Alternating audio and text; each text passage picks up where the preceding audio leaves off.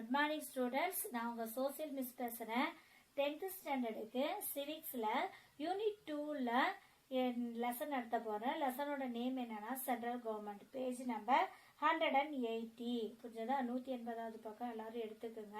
Lesson name என்ன? Central government. Central கவர்மெண்ட்னா மத்திய அரசு பற்றி நான் லெசன் நடத்த போகிறேன். புரியுதுங்களா?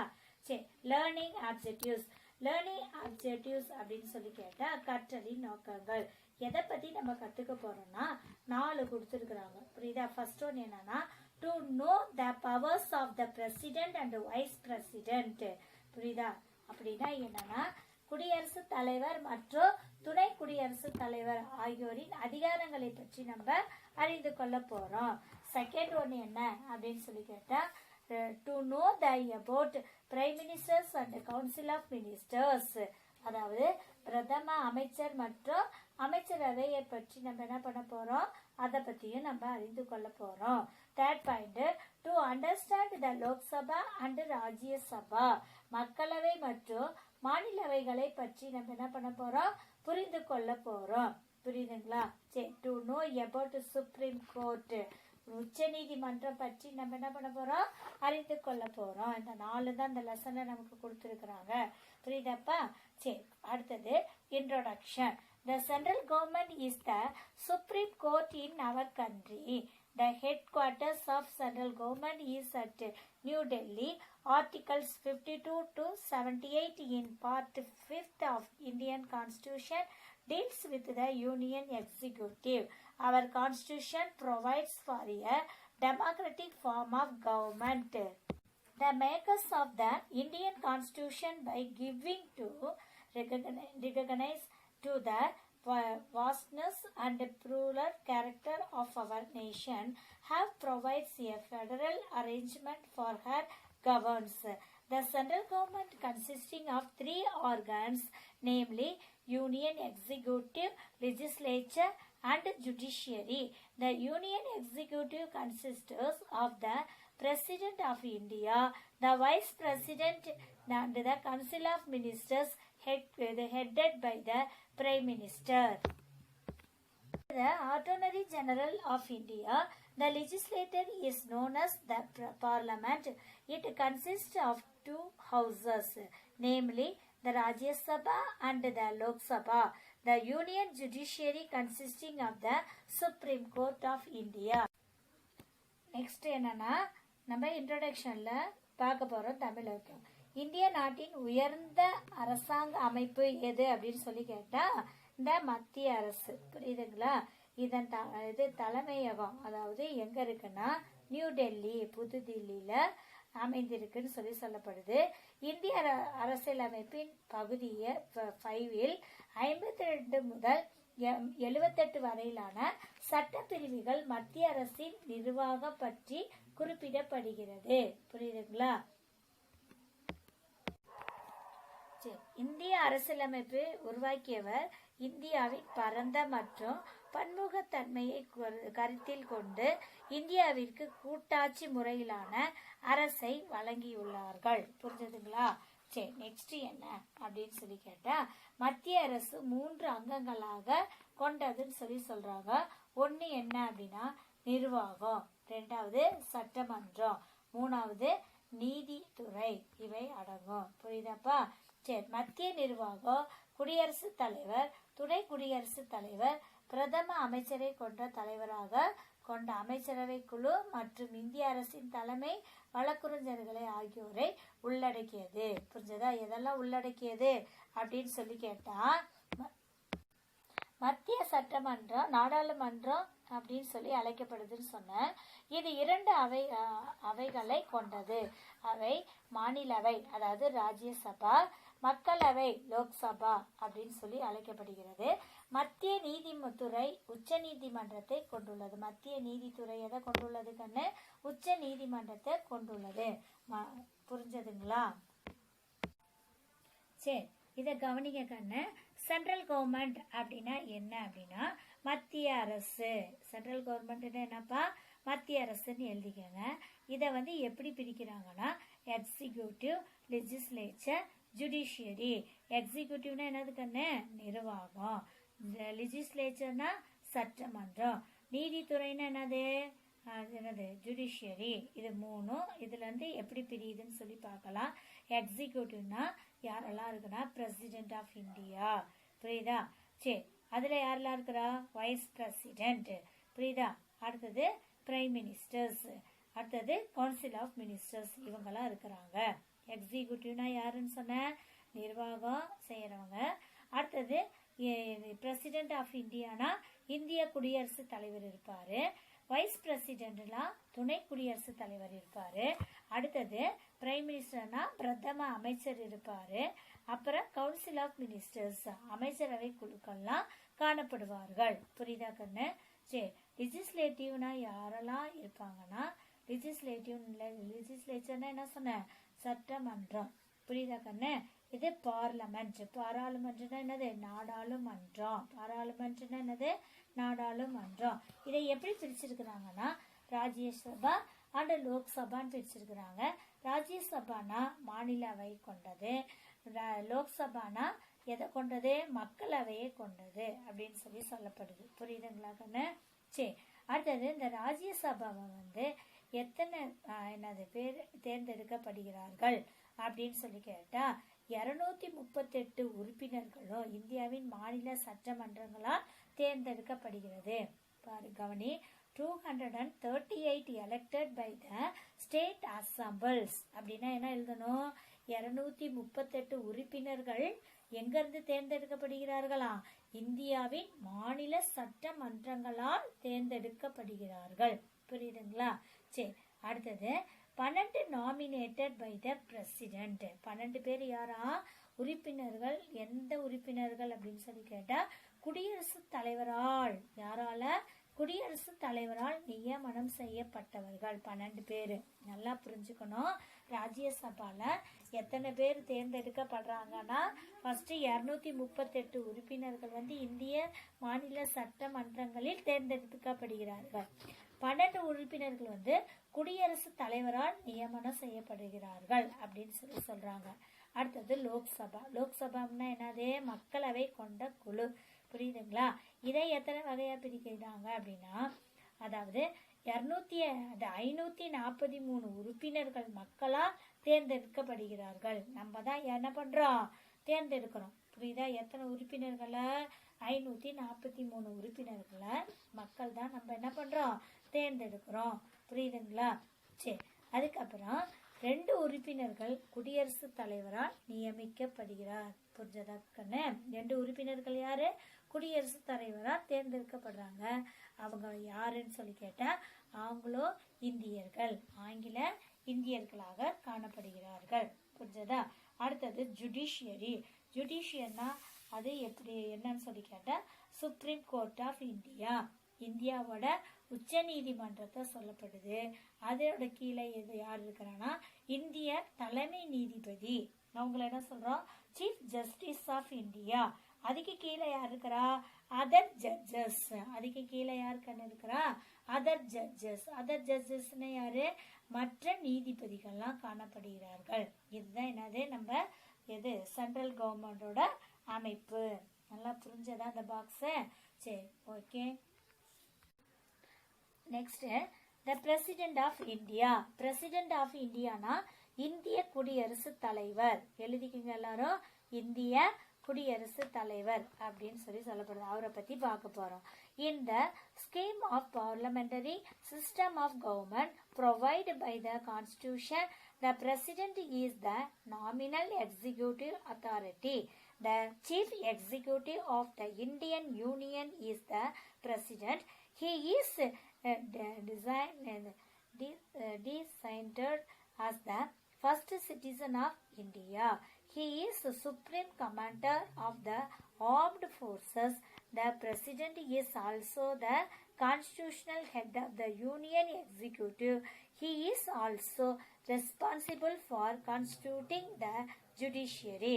According to Article 53 of the Constitution, the executive power of the Union shall be vested in the President, which shall be exercised by him directly or through officers subordinate to him in accordance with the constitution. அதாவது இந்திய குடியரசுத் தலைவரை பற்றி நம்ம என்ன பண்ண போகிறோம், படிக்க போகிறோம். புரியுதா கண்ணு? சரி, நமது அரசியலமைப்பு சட்டம் நாடாளுமன்ற முறையிலான அரசாங்கத்தை நமக்கு அளித்துள்ளது. நமது சட்டமன்றம் எந்த முறைய அரசாங்கத்தை நமக்கு அளித்திருக்குதா? நாடாளுமன்ற முறையிலான அரசாங்கத்தை நமக்கு அளித்துள்ளதுன்னு சொல்றாங்க. மத்திய அரசின் நிர்வாக தலைவர் அப்படின்னு சொன்னா யார சொல்லலாம்? குடியரசுத் தலைவரை. புரியுதா? சரி, அவர் பெயரளவில் நிர்வாக அதிகாரம் பெற்றவர். யாரு இந்த குடியரசுத் தலைவர்? யாரு கண்ணு? பெயரளவில் நிர்வாக அதிகாரம் பெற்றவர் ஆவார். புரியுதா? சரி, அவர் இந்தியாவின் முதல் குடிமகன் ஆவார். புரிஞ்சதா கண்ணு? யாரு கண்ணு? இந்தியாவோட முதல் குடிமகன் அப்படின்னு சொன்னா யாரு? இந்த குடியரசுத் தலைவர். புரியுதுங்களா? அவர் முப்படைகளின் தலைமை தளபதியாக செயல்படுகிறார். புரியுதா? எதுக்கு தலைவராக செயல்படுகிறாரா? முப்படைன்னா என்னது கண்ணு? எதெல்லாம் முப்படை சொல்றான்? வான்வழி, தரைவழி, கடல்வழி. புரிஞ்சதா? இதெல்லாம் முப்படை. இதுல இருக்கக்கூடிய படைகளுக்கெல்லாம் தலைவராக காணப்படுகிறாரு. நீதித்துறையை அமைக்கும் பொறுப்பு அவருக்கு இருக்கிறது.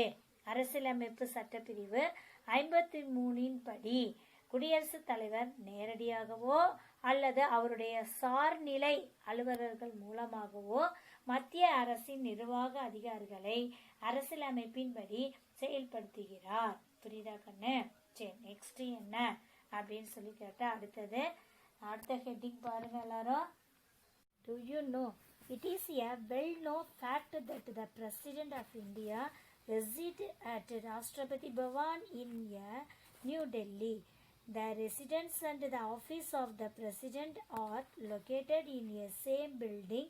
However, he has two other office residence where he conducts office at least once a year. They are the Retreat Building at Simla and the Rashtrapati Nilayam at Hyderabad.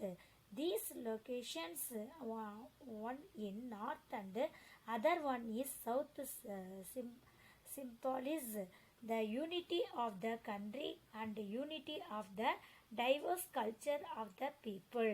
அதாவது do you know-னா என்ன அப்படின்னு கேட்டா உங்களுக்கு தெரியுமா? அதாவது புதுடெல்லியில் என்ன சொல்லியிருக்கிறாங்க அப்படின்னா, ராஷ்டிரபதி பவான் குடியரசுத் தலைவரின் இல்லம். புரிஞ்சதா? ராஷ்டிரபதி பவான்கிறது யாரோட இல்லம் கண்ணு? வீடு. தலைவரின் குடியரசுத் தலைவரோட இல்லம்னு சொல்லப்படுது. அந்த இல்லம் மற்றும் அலுவலகம் ரெண்டுமே ஒரே கட்டடத்தில் ஒரே பில்டிங்கில் அமைந்திருக்குன்னு சொல்லப்படுது. இருந்தாலும் அவருக்கு இந்த இருப்பிடத்துடன் கூடிய அலுவலகங்கள் மேலும் 2 இடங்களில் உள்ளது அப்படின்னு சொல்கிறாங்க. அது அங்கு வருடத்திற்கு ஒரு முறை சென்று தன்னுடைய அலுவலக பணிகளை அவர் மேற்கொள்ள வேண்டும் அப்படின்னு சொல்லப்படுது. அவைகள் சிம்லாவில் உள்ள ரிட்ரீட் கட்டடம். புரிஞ்சதா? ரிட்ரீட்னு என்னது கண்ணு? அது ஒரு பில்டிங்கு. புரியுதா? அது ஹைதராபாத்தில் உள்ள ராஷ்டிரபதி நிலையம் ஆகும். புரியுதுங்களா? இவைகளில் ஒன்று வடக்கிலும் மற்றொன்று தெற்கிலும் அமைந்துள்ளது.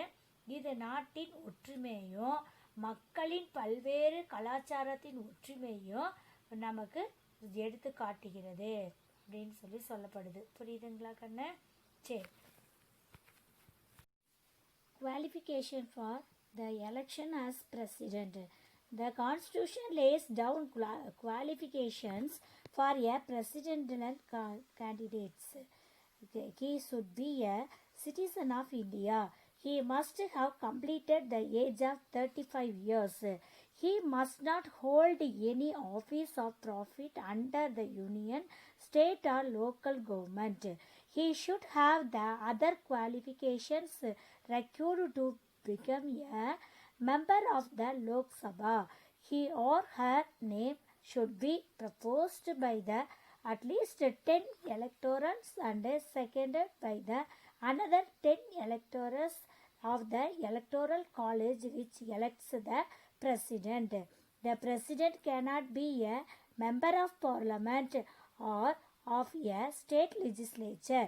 if he is a member of any legislature, his seat will be deemed to have been vacated on the date he or she assumes the office of president. அதாவது qualification for the election as president அப்படின்னா என்னன்னா என்னதுமா குடியரசுத் தலைவருக்கான தேர்தல்களில் போட்டியிடுவதற்கான தகுதிகள். First என்ன சொல்கிறாங்க, குடியரசுத் தலைவர் வேட்பாளர்களுக்கான தகுதிகளை அரசியலமைப்பு சட்டம் வகுத்துள்ளது அப்படின்னு சொல்லப்படுது. ஒன்று என்னன்னா, ஃபஸ்ட்டு இந்திய குடிமகனாக இருக்கணும், ரெண்டாவது 35 வயசு நிரம்பி இருத்தல் வேண்டும், மூணாவது என்னன்னா மத்திய அரசிலோ மாநில அரசிலோ அல்லது உள்ளாட்சி அமைப்புகளிலோ ஊதியம் பெறுதல் இருக்கக்கூடாது. புரியுதா? 4வது பாயிண்ட், மக்களவை உறுப்பினர்களாவதற்கான தகுதியினை முற்றிலும் பெற்றிருக்க வேண்டும். அவர்களின் பெயரை குடியரசுத் தலைவரை தேர்ந்தெடுக்கும் வாக்காளர்கள் குழுவில் உள்ள 10 வாக்காளர்கள் முன்மொழியவும் மேலும் 10 வாக்காளர்கள் வழிமொழியவும் வேண்டும் அப்படின்னு சொல்லப்படுது. குடியரசுத் தலைவர் பாராளுமன்ற உறுப்பினராகவோ அல்லது சட்டமன்ற உறுப்பினராகவோ பதவி வகிக்க கூடாது. புரியுதுங்களா? ஒருவேளை பதவி வகிக்கும் பட்சத்தில் குடியரசுத் தலைவராக அவர் பதவியேற்கும் நாளில் அப்பதவி காலியானதாக கருதப்படும். புரியுதுங்களா? Next, election of the president. The president is elected by an electoral college in accordance with the system of proportional representation by means of single transferable vote. The electoral college consisting of the elected members of the both houses of parliament and the elected members of the states and the elected members of the national capital territory of Delhi and Puducherry. Once elected as a president has to take an oath of office before the Chief Justice of India. The president is elected for a term of 5 years and can be re-elected. அதாவது இந்த எலெக்டடை பற்றி நம்ம என்ன பண்ண போகிறோம் அப்படின்னு கேட்டால், இப்போ அதை பற்றி நம்ம படிக்க போகிறோம். குடியரசுத் தலைவருக்கான தேர்தல் எழுதிக்க எல்லாரும். குடியரசுத் தலைவருக்கான தேர்தல். குடியரசுத் தலைவர் ஒற்றை மாற்று வாக்கு மூலம் விகிதாச்சார பிரதிநிதித்துவத்தின்படி வாக்காளர் குழுமத்தால் தேர்ந்தெடுக்கப்படுவர். எப்படி தேர்ந்தெடுக்கிறாங்களாம்? குடியரசுத் தலைவரை ஒற்றை மாற்று வாக்கு மூலம் விகிதாச்சார பிரதிநிதித்துவத்தின்படி வாக்காளர்கள் குழுமத்தில் தேர்ந்தெடுக்கப்படுகிறார். புரியுதா? சரி, அப்புறம் வாக்காளர் குழுமம் என்பது மாநில அவைகளை மற்றும் மக்களவையில் தேர்ந்தெடுக்கப்பட்ட உறுப்பினர்கள். புரியுதா? அடுத்தது, அனைத்து மாநில சட்டமன்ற உறுப்பினர்கள் தேசிய தலைநகர் டெல்லி மற்றும் புதுச்சேரியில் தேர்ந்தெடுக்கப்பட்ட உறுப்பினர்கள் ஆகியோரை உள்ளடக்கியதாகும். புரியுதுங்களா?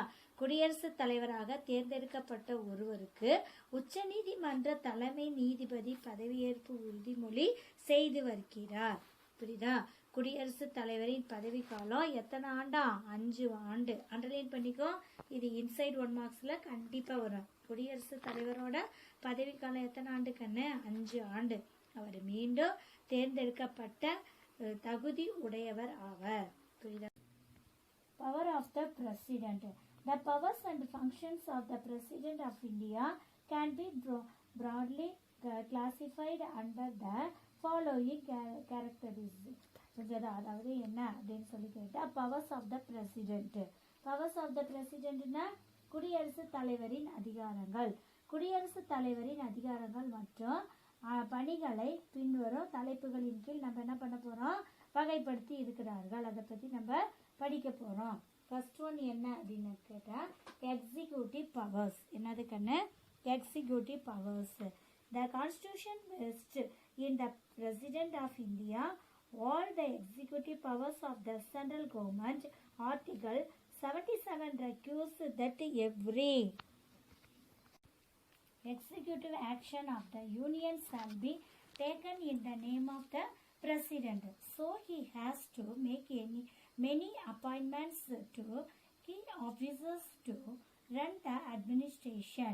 He appoints the prime ministers and the other members of the council of ministers, distributing profiles to them on the advice of the prime minister.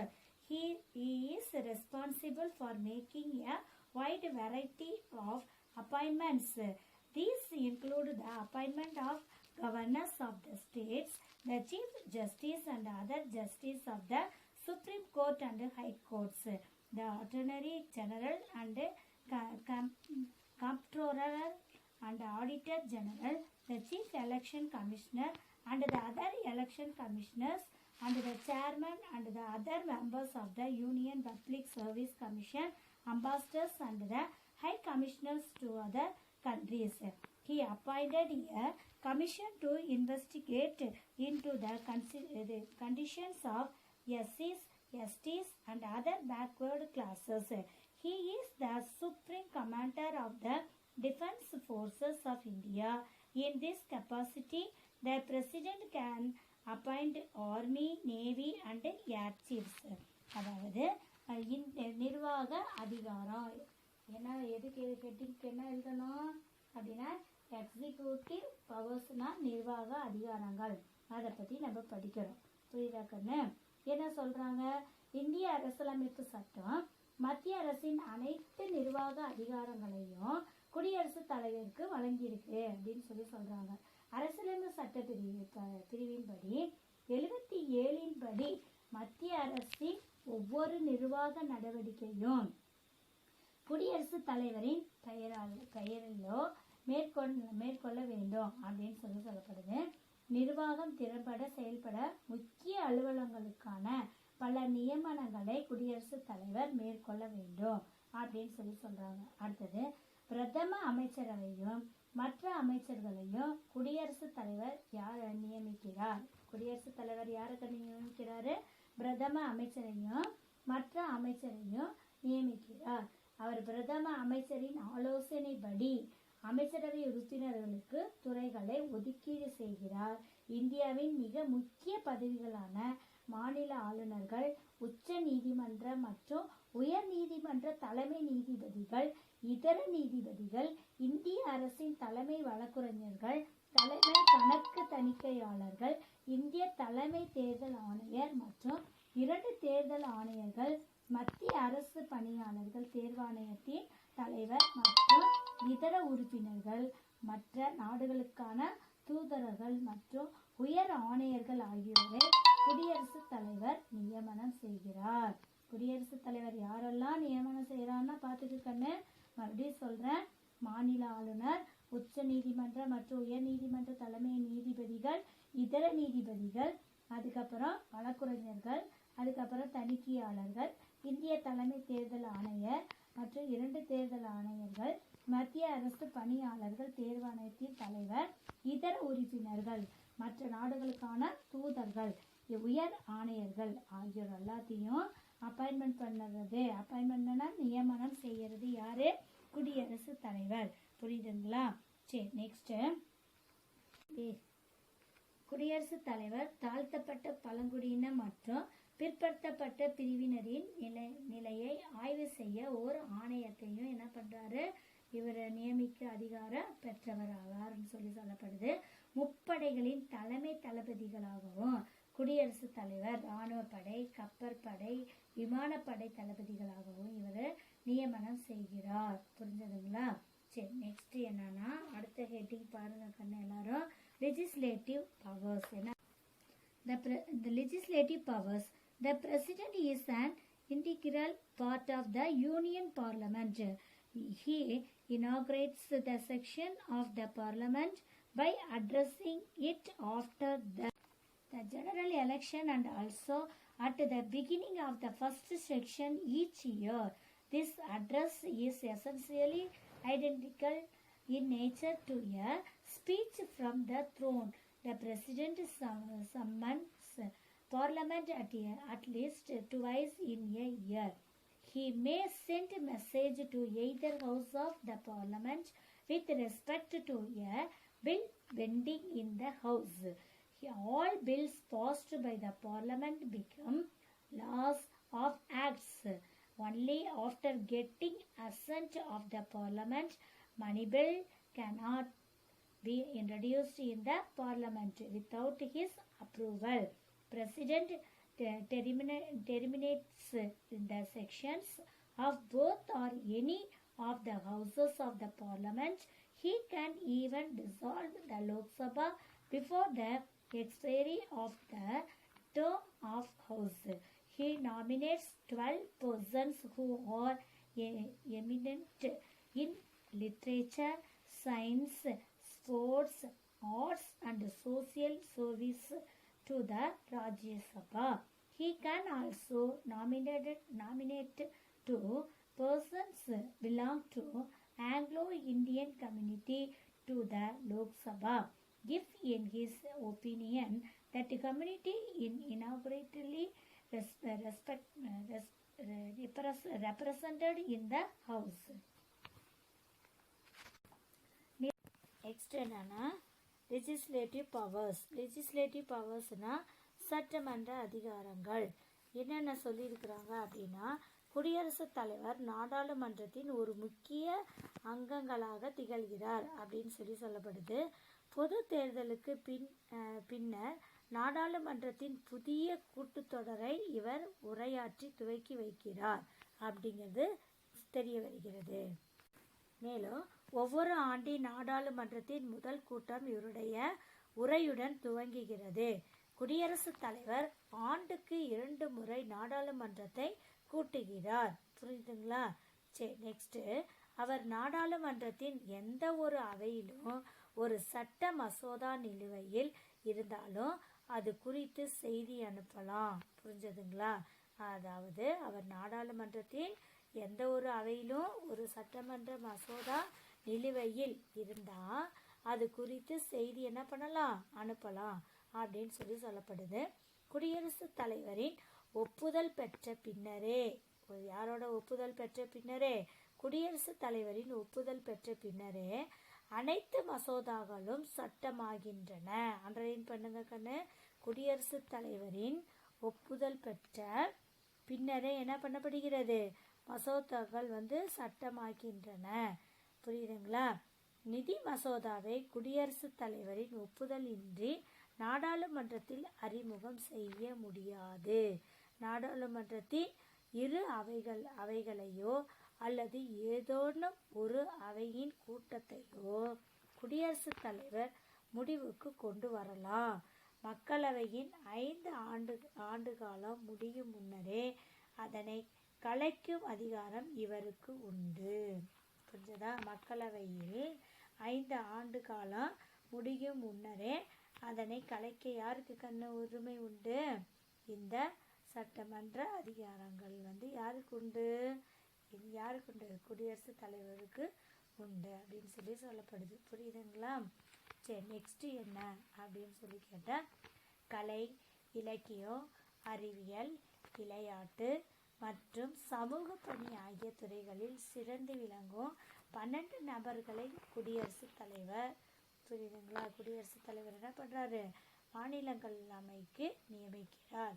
மேலும் ஆங்கிலேய இந்தியர் சமூகத்தை சேர்ந்த 2 நபர்களை மக்களவையில் போதுமான பிரதிநிதித்துவம் இல்லை என்று கருதும் பட்சத்தில் குடியரசுத் தலைவர் நியமிக்கின்றார். புரியுதுங்களா?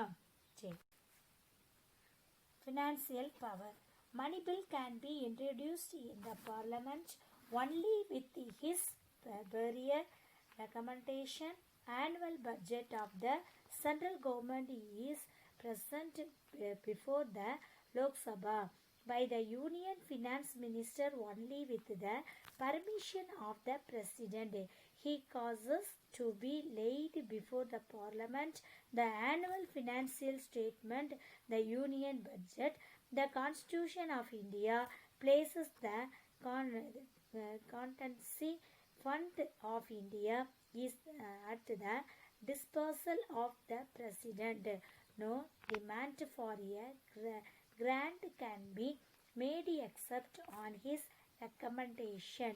He can make advances out of the contingency fund of India to meet any unexpected expenditure.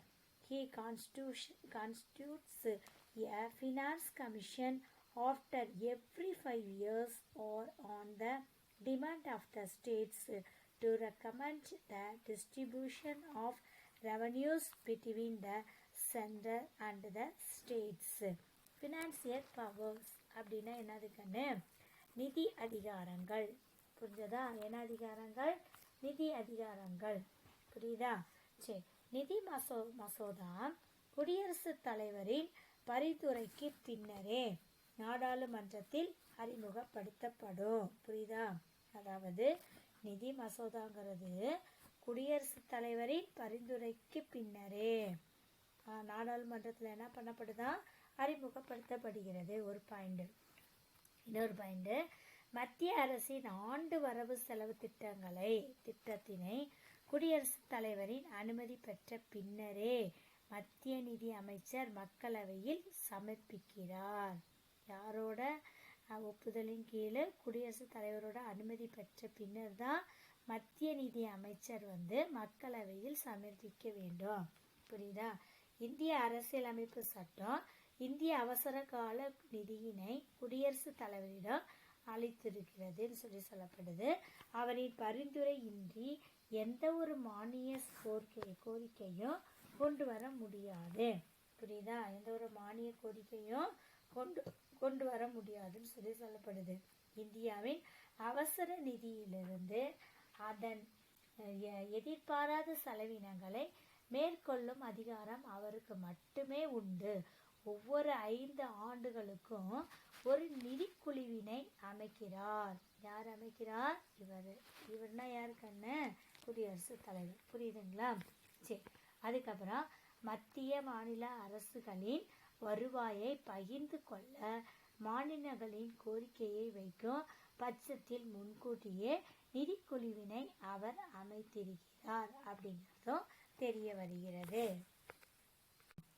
Next, judicial powers.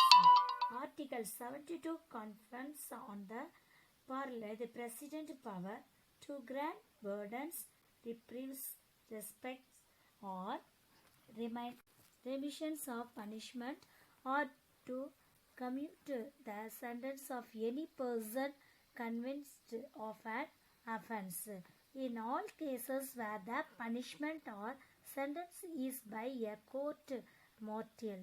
In all cases where the punishment or sentence is for and offense against a union law, and in all cases where the sentence is a sentence of death, the president is not answerable to any court of law for exercise of his or she power. However, he can be subjected to impeachment by the parliament. அதாவது judicial பவர்ஸ்னா நீதி அதிகாரங்கள். எல்லாரும் எழுதிக்கங்க. இந்திய அரசியலமைப்பு சட்டத்தின்படி 72வது பிரிவு நீதிமன்றத்தால் தண்டனையை பெற்ற ஒருவரின் தண்டனையை குறைக்கவும், ஒத்திவைக்கவும், தண்டனையிலிருந்து விடுவிக்கவும், மன்னிப்பு வழங்கவும் குடியரசுத் தலைவருக்கு அதிகாரம் வழங்கியிருக்கிறது. நீதிமன்றத்தால் வழங்கப்பட்ட அனைத்து தண்டனைகள் மத்திய சட்டத்திற்கு எதிராக செயல்பட்டதால் வழங்கப்பட்ட தண்டனைகள் மரண தண்டனைகள் ஆகியன இவற்றுள் அடங்கும். இவர் தன்னுடைய அதிகாரத்தை செயல்படுத்துவதில் நாடாளுமன்றத்தால் அவருக்கு எதிராக அரசியல் குற்றச்சாட்டு கொண்டு வரும் பொழுது எந்த நீதிமன்றத்திற்கும் பதில் அளிக்க வேண்டிய அவசியம் இல்லை. மறுபடியும் சொல்றேன் கேளுங்க. நீதி அதிகாரம்னா என்ன அப்படின்னு சொல்லி கேட்டா, இந்திய அரசியலமைப்பு சட்டத்தின்படி 72வது சட்டப்பிரிவு நீதிமன்றத்தால் தண்டனை பெற்ற ஒருவரின் தண்டனையை குறைக்கிறதுக்கோ இல்லை ஒத்தி வைக்கவோ இல்லை தண்டனையிலிருந்து விடுவிக்கவோ அல்லது மன்னிப்பு வழங்கவோ குடியரசுத் தலைவருக்கு அதிகாரம் வழங்கியிருக்கு அப்படின்னு சொல்லப்படுது. நீதிமன்றத்தால் வழங்கப்பட்ட அனைத்து தண்டனைகளும் மத்திய சட்டத்திற்கு எதிராக செயல்பட்டதால் வழங்கப்பட்ட தண்டனைகள் மரண தண்டனைகள் ஆகிய இவற்றிற்கு அடங்கும். இவர் தன்னுடைய அதிகாரத்தை செயல்படுத்துவதில் புரியுதா எந்த நீதிமன்றத்திற்கும் பதில் அளிக்க வேண்டிய அவசியம் இல்லை அப்படின்னு சொல்லப்படுது. புரியுதுங்களா? Military powers. Article 53 lays down that the supreme command of the defense force of the Union shall be vested in the President, and the exercise thereof shall be regulated by law. The President is thus declared to be the supreme commander of the defense force of the country. In the exercise of this power, it is the President who can declare war against a country and make peace. Military powers என்னன்னு தெரியுமா கண்ணு? இராணுவ அதிகாரம். என்ன அதிகாரம் கண்ணு? இராணுவ அதிகாரம். மத்திய பாதுகாப்பு படையின் தலைமை தளபதி என்ற அதிகாரத்தை சட்டப்பிரிவு 51 2வது பிரிவின்படி குடியரசுத் தலைவருக்கு வழங்கப்பட்டுள்ளது. அவர் சட்டத்தின்படி இராணுவத்தை வழிநடத்துகிறார் என்பது தெரியுது. எனவே அவர் பாதுகாப்பு படையின் தலைமை தளபதி என அறிவிக்கப்படுகிறது. இதன் மூலம் மற்ற நாடுகளின் மீது போர் அறிவிக்கவும் அனுமதியை ஏற்படுத்தவும் அவருக்கு அதிகாரம் உண்டு. நல்லா கவனிச்சுக்கோ. இராணுவ அதிகாரத்தை என்னென்ன சொல்லியிருக்கிறாங்கன்னா, தலைமை தளபதியாக அதிகாரம் சட்டப்பிரிவு 53 2 குடியரசுத் தலைவருக்கு மத்திய பாதுகாப்பு படையில் தலைமை தளபதி அதிகாரம் கொடுக்கப்பட்டுள்ளது. 2வது பாயிண்ட், அவர் சட்டத்தின்படி இராணுவத்தை வழிநடத்தலாம். 3வது பாயிண்ட், பாதுகாப்பு படையின் தலைமை தளபதியாக அறியப்படுத்துகிறார். அதற்கப்புறம் இவர் போர் அறிவிக்கவும் அனுமதியை ஏற்படுத்தவும் அமைதியை ஏற்படுத்தவும் இவர் அதிகாரம் பெற்றவராக இருக்கிறாரு. புரியுதுங்களா?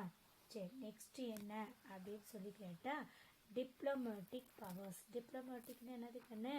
ராஜதந்திரம். அண்டர்லைன் பண்ணிக்க எழுதிக்கோங்க. டிப்ளமேட்டிக்னா ராஜதந்திரம். புரியுதா? The President appoints Indian diplomats to other countries and receives foreign diplomats posted to India. The ambassador designated becomes ambassador after calling on the President and presenting his credentials. All treaties and agreements with foreign states are entered into in the name of the President. டிப்ளமேட்டிக்னு என்ன கண்ணு சொன்னேன்? ராஜதந்திரம். புரியுதுங்களா?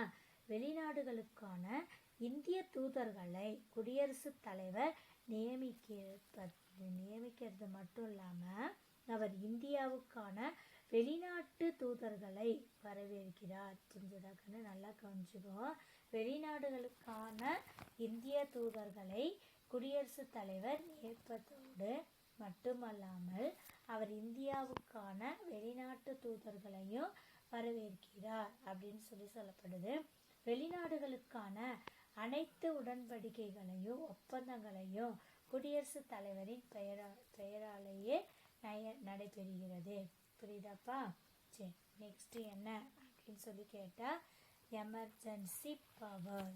என்ன powers? எமர்ஜென்சின்னா என்னதுப்பா? நெருக்கடி நிலை அதிகாரங்கள். புரியுதா? The President has been empowered by the Constitution to proclaim emergency. There are follows Article 352. A confers power on the President to make a proclamation of emergency on the grounds of war, external aggression or armed rebellion. This is known as national emergency. அதாவது ராஜதந்திரம் அப்படின்னா என்ன அப்படின்னா, வெளிநாடுகளுக்கான இந்திய தூதர்களை குடியரசுத் தலைவர் அதாவது நெருக்கடி நிலை அதிகாரம் அப்படின்னு சொல்லி கேட்டால், நெருக்கடி நிலையை அறிவிக்கும் அதிகாரத்தை இந்திய அரசியலமைப்பு சட்டம் குடியரசுத் தலைவருக்கு வழங்கியுள்ளது அப்படின்னு சொல்லப்படுது. அதை பற்றி நம்ம பின்னாடி பார்க்கணும். என்ன அப்படின்னு சொல்லி கேட்டால், போர், வெளிநாட்டு ஆக்கிரமிப்பு, ஆயுதமேந்திய கிளர்ச்சி ஆகிய சூழ்நிலைகளில் குடியரசுத் தலைவர் நெருக்கடி நிலையை அறிவிக்கும் அதிகாரத்தை 352வது சட்டப்பிரிவின்படி வழங்கப்படுகிறது. நல்லா கவனிச்சுக்கோ. நெருக்கடி நிலை அதிகாரங்கள் அப்படிங்கிறது நெருக்கடி நிலையை அறிவிக்கும் அதிகாரத்தை இந்திய அரசியலமைப்பு சட்டம் குடியரசுத் தலைவருக்கு வழங்கியிருக்குது. அவெல்லாம் என்னென்ன அப்படின்னு சொல்லி கேட்டால், போர், வெளிநாட்டு ஆக்கிரமிப்பு, ஆயுதமேந்திய கிளர்ச்சி ஆகிய சூழ்நிலையில் குடியரசுத் தலைவர் நெருக்கடி நிலையை அறிவிக்கும் அதிகாரத்தை எந்த சட்டப்பிரிவு வகுத்துள்ளது அப்படின்னா 352வது சட்டப்பிரிவு வகுத்துள்ளது. அண்டர்லைன் பண்ணிக்க, 352வது சட்டப்பிரிவு. சரி, புரியுதுங்களா? அடுத்தது என்ன அப்படின்னு சொல்லி கேட்டால், அடுத்தது அடுத்த paragraph. Article 356 confers power on the President to make a proclamation of state emergency by declaring that the government in a state cannot be run on in accordance of the provisions of the Constitution. அதாவது என்ன சொல்கிறாங்கன்னா, அரசியலமைப்பு கூட்டத்தில் குறிப்பிட்டுள்ளபடி ஒரு மாநில அரசாங்கம் செயல்படவில்லை ஏனெனில் அம்மாநிலத்தில் நெருக்கடி நிலையை அறிவித்து அம்மாநில அரசாங்கத்தை முடிவுக்கு கொண்டு வருவதும் அதிகாரத்தை குடியரசுத் தலைவருக்கு 356வது சட்டப்பிரிவின்படி வழங்கி இருக்கிறது அப்படின்னு சொல்லப்படுது. புரியுதுங்களா? மறுபடியும் சொல்கிறேன். அரசியலமைப்பு சட்டத்தில் குறிப்பிட்டுள்ளபடி ஒரு மாநில அரசாங்கம் செயல்படலை ஏனெனில் அம்மாநிலத்தில் நெருக்கடி நிலையை அறிவிக்கிறது. என்னன்னா, அம்மாநிலம் அரசாங்கத்தை முடிவுக்கு கொண்டு வரும் அதிகாரத்தை யாருக்கு சட்டப்பிரிவின்படி வழங்கியுள்ளதுன்னா குடியரசுத் தலைவருக்கு 356வது சட்டப்பிரிவு வழங்கி இருக்கிறது. புரியுதுங்களா? சரி. Under Article 360, the President is vested with the power to proclaim financial emergency if he is satisfied that the financial stability or the credit of India or any part of India is threatened by any reason. அதாவது என்ன சொல்கிறாங்கன்னா, நல்லா கவனிச்சுக்கோ. இந்தியாவின் நிதி நிலையில் திருப்தியின்மை காணப்பட்டாலும் இந்தியாவின் எந்த ஒரு பகுதியிலும் ஏதாவது ஒரு காரணத்திற்காக அச்சுறுத்தல் ஏற்படும் பொழுதும் 360வது பிரிவின்படி குடியரசுத் தலைவர் நிதி நெருக்கடி நிலையை அறிவிக்கின்றார் அப்படின்னு சொல்லப்படுது. புரியுதுங்களா? நல்லா கவனிச்சுக்கோ. மறுபடியும் சொல்கிறேன். இந்தியாவின் நிதி நிலையை எந்த திருப்தியின்மை காணப்பட்டாலும் இந்தியாவின் எந்த ஒரு பகுதியில் ஏதாவது ஒரு காரணத்திற்காக அச்சுறுத்துதல் ஏற்படும் பொழுது 360வது பிரிவின்படி குடியரசுத் தலைவர் நிதி நெருக்கடி நிலையை அறிவிக்கிறார் அப்படின்னு சொல்லப்படுது. புரியுதுங்களா? சரி, நெக்ஸ்ட் என்னன்னா, டூ யூ நோ. என்னது? Do you know. நல்லா கவனி. Kerala and Punjab are the states where the president's rule was imposed for maximum number of times, that is 9 times in both states. அதாவது do you know உங்களுக்கு தெரியுமா? கேரளா மற்றும் பஞ்சாப் மாநிலங்களில் அதிகபட்சமாக 9 முறை குடியரசுத் தலைவர் ஆட்சி நடைமுறைப்படுத்தப்பட்டது. இது இன்சைட் 1 மார்க்ஸ் கண்ணு, அண்டர்லைன் பண்ணு. நல்லா கவனிச்சுக்கோ. கேரளா அண்ட் பஞ்சாப் மாநிலம் அதிகபட்சமாக எத்தனை முறை குடியரசுத் தலைவர் ஆட்சிக்கு நடைமுறைப்படுத்தப்பட்டதுன்னா 9 டைம்ஸ். இதுதான் 9 முறை என்னது நடைமுறைப்படுத்தப்பட்டது. புரியுதுங்களா? Removal of the president. Removal of the பிரசிடென்ட்னா என்னன்னா குடியரசுத் தலைவர் நீக்கம். புரியுதுங்களா? அடுத்தது பார்க்குறோம். The president shall hold office for a term of 5 years from that date on which he enters the office. The president may be writing under his hand addressed to the vice president resign his office. The president may, for violations of the constitution, be removed from office by impeachment in the manner provided in Article 61. The impeachment action can be brought about in the form of resolution in either house of the parliament. It must be supported by not less than 1/4 of the total strength of the house for its introduction. The president shall, in spite of the conclusion of his term, continue to hold office until his successor enters upon his office. அதாவது இந்த குடியரசுத் தலைவரை நீக்கம் செய்யறாங்க. எப்படி அப்படின்னு சொல்லி கேட்டால் நல்லா கவனிச்சுக்கோங்க. குடியரசுத் தலைவர் பதவியை ஏற்ற நாள் முதல் 5 ஆண்டுகள் வரை தான் அவரோட பதவி இருக்குன்னு நம்ம சொன்னோம். அவர் தன்னுடைய பணி துறப்பு கடிதத்தினை, துறை பணி, நான் வரல வேலைக்குன்னு சொல்றாங்களா, அந்த கடிதத்தினை துணை குடியரசுத் தலைவரிடம் வழங்கணும். புரிஞ்சதா? யாருக்கிட்ட குடியரசுத் தலைவர் வழங்கணும்? இவருக்கு கீழே இருக்க துணை குடியரசுத் தலைவரிடம் வழங்கணும்னு சொல்றாங்க. அவர் சட்டப்பிரிவு 61 படி அரசியலமைப்பின் மீறிய குற்றச்சாட்டு நிரூபிக்கப்படுவதன் மூலம் பதவி நீக்கம் செய்யப்படலாம்.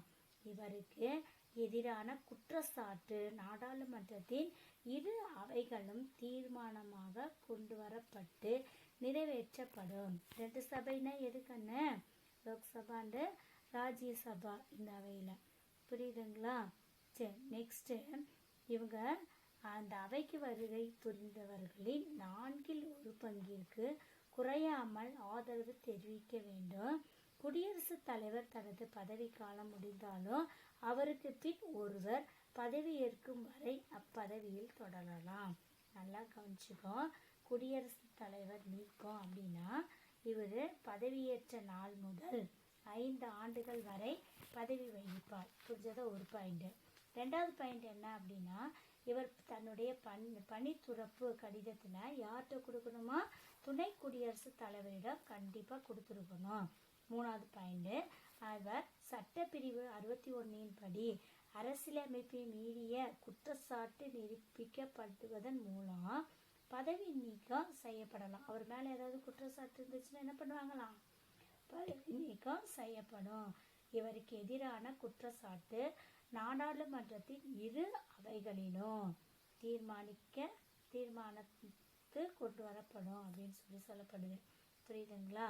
சரி, இந்த அவைக்கு வருகை புரிந்தவர்களின் 4/1 குறையாமல் ஆதரவு தெரிவிக்க வேண்டும். அப்படி குடியரசுத் தலைவர் தனது பதவிக்காலம் முடிந்தாலும் இவருக்கு பின் ஒருவர் பதவி ஏற்கும் வரை அப்பதவியில் பணி செய்யலாம் அப்படின்னு சொல்லப்படுகிறது. புரிஞ்சதாக்குன்னு? Privileges of the President.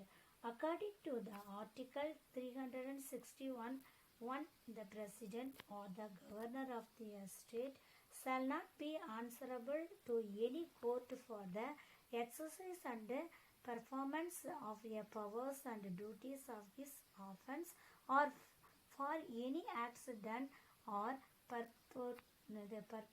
purporting to be done by him in the exercise and performance of those powers and duties. Privileges of the President அப்படின்னா என்னன்னா, குடியரசுத் தலைவரின் தனி சலுகைகள். எழுதிக்கொண்டு அண்டர்லைன் பண்ணிக்கோ. குடியரசுத் தலைவரின் தனி சலுகைகள். என்னென்ன சலுகைகள் இருக்குன்னு பார்க்கலாமா? சட்டப்பிரிவு 361(1) படியே குடியரசுத் தலைவர் தன்னுடைய பணி மற்றும் அதிகாரத்தை செய்ய வேண்டும். புரியுதுங்களா? நல்லா கவனிச்சுக்கோ. குடியரசுத் தலைவரின் தனி சலுகை சட்டப்பிரிவு 361(1) பிரிவின்படி குடியரசுத் தலைவர் தன்னுடைய பணி மற்றும் அதிகாரத்தை செய்ய வேண்டும் என எண்ணுவதிலும் செயல்படுத்துவதிலும் எந்த நீதிமன்றத்திற்கும் பதில் அளிக்க வேண்டிய அவசியம் இல்லை. புரிஞ்சதுங்களா? சரி, நெக்ஸ்ட் என்ன அப்படின்னு சொல்லி கேட்டால் நம்ம அடுத்ததை பார்க்கலாம். இந்திய குடியரசுத் தலைவர்களின் பட்டியல். இப்போ இந்த பாக்ஸ் எடுத்துக்கன்னா அதை பற்றி உங்களுக்கு சொல்கிறேன். யாரெல்லாம் யார் யாருக்கு பின்னாடி நம்ம நாட்டில் குடியரசுத் தலைவராக நியமனம் செய்யப்பட்டாங்க, அவங்க பேரெல்லாம் கொடுத்துருக்குறாங்க. நான் சொல்கிறேன், நல்லா கவனிச்சுக்கோ. ஃபஸ்ட்டு நம்ம நாட்டில் திரு டாக்டர் ராஜேந்திர பிரசாத் தான் என்ன பண்ணார், 1950 1962 வரை பதவியேற்றார். புரியுதா? அவருக்கு பின்னாடி யார் வந்தா அப்படின்னு சொல்லி கேட்டால் திரு சர்வபள்ளி ராதாகிருஷ்ணன். புரிஞ்சதா? யாருக்கான ராதாகிருஷ்ணன் தான் 1962 1967 வரை பணி செய்தார். புரியுதா கண்ணு? தேர்டு திரு ஜாகிர் உஷேன் அப்படிங்கிறவர் 1967 1969 வரை நியமிக்கப்பட்டார். அடுத்தது திரு வி கிரி அப்படிங்கிறவர் 1969 1974 வரை ஆட்சி செஞ்சார். அடுத்தது திரு பக்ருதீன் அலி அகமத் அப்படிங்கிறவர் 1974 1977 வரை. புரியுதுங்களா? சரி. திரு நீலம் சஞ்சீவி ரெட்டி அப்படிங்கிறவர் 1977 1982 வரை இந்திய குடியரசுத் தலைவராக நியமிக்கப்பட்டார். அடுத்தது திரு கியானி ஜெயில் சிங். கியானி ஜெயில் சிங் அப்படிங்கிறவர் 1982 1987 பதவி தலைவராக இருந்தார். அடுத்தது திரு ஆர் வெங்கடராமன் அப்படிங்கிறவர் 1987 1992 வரை குடியரசுத் தலைவராக இருந்தார். எந்த ஊரில்? நம்ம இந்திய நாட்டில். புரியுதுங்களா?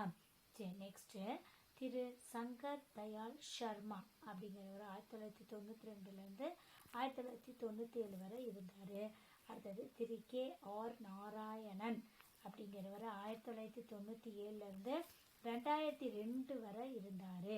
திரு ஆபாஜா அப்துல் கலாம். புரியுதா? அப்துல் கலாம் இருக்கிறார்ல, அவர் 2002 2007 வரை நம்ம நாட்டு குடியரசுத் தலைவராக இருந்தார். புரியுதுங்களா? அடுத்தது திருமதி பிரதிபா பட்டேல். புரிஞ்சதா? பிரதிபா பட்டேல் அப்படின்னு சொல்லுவாங்க. 2007 2012 வரை இருந்தார். அடுத்தது திரு பிரணாப் முகர்ஜி அப்படிங்கிறவர். புரியுதா? 2002 2017 வரை. புரியுதா? திரு ராம்நாத் கோவிந்த் அப்படிங்கிறவர் 2017 முதல் இப்போ வரை இருக்கிறார். புரியுதுங்களா? இதெல்லாம் யாருன்னா இந்திய குடியரசுத் தலைவர்களோட பட்டியல் விவரம். புரியுதுங்களா? சரி, நெக்ஸ்ட்டு நம்ம என்ன பண்ணுறோம் அப்படின்னா அடுத்த கிளாஸில் நம்ம யாரை பற்றி பார்க்கலாம்? வைஸ் பிரசிடெண்ட்டை பார்க்கலாம். இப்போ நம்ம எதெல்லாம் படிச்சிருக்கிறோம் அப்படின்னு சொல்லி சும்மா உங்களுக்கு ஒரு ரீகால் பண்ணுறேன். என்னென்ன படிச்சிருக்கிறோம் அப்படின்னு சொல்லி கேட்டால் சென்ட்ரல் கவர்மெண்ட்னா என்ன அப்படின்னு சொல்லியிருக்கிறேன். லேர்னிங் ஆப்ஜெக்டிவ்ஸ்னால் என்னன்னு சொன்னேன். இன்ட்ரொடக்ஷனில் இந்த மத்திய அரசோட இதெல்லாம் சொன்னேன். அடுத்தது சென்ட்ரல் கவர்மெண்ட்னா என்ன, எக்ஸிக்யூட்டிவ் லெஜிஸ்லேட்டிவ் ஜுடிஷியரி.